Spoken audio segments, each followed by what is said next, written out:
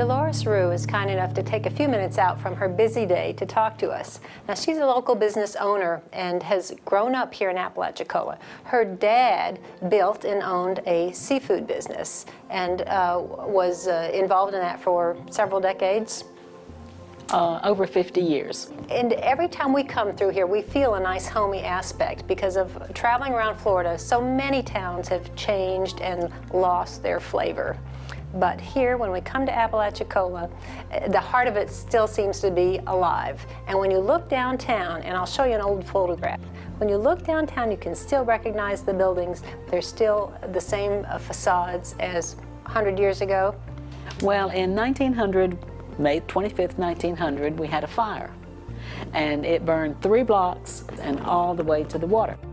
So all of these buildings were built right around 1901, 2, 3. And they're still the same buildings. It's always fun for us to come through Apalachicola, and I've noticed a lot of tourists here that just seem to come for a few days and relax because it's just a laid-back feeling. And someone told me that country music stars from Nashville like to come down here because it's just we have had casual. Quite a few. Mm-hmm. In fact, when my husband was in the charter fishing business, Barbara Mandrell came and went fishing with him. Tanya Tucker came and went fishing with him, but now we never told anybody who they were, so they had their privacy. Well, that would mean a lot, so that's why this another special thing about this town, that people can keep quiet about the famous people that visit. You would not recognize these people on the street. They didn't look anything like they look on stage. Because they've got their fishing hat on and just low-keyed. Mm-hmm. Very much so. I think a lot of Floridians like to visit Apalachicola too because of it having the flavor of old Florida still.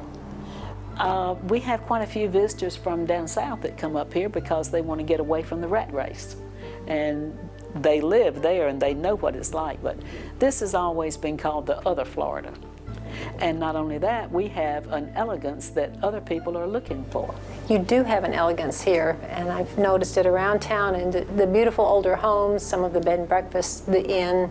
They have been restored, and they're some of the grandest houses in Florida.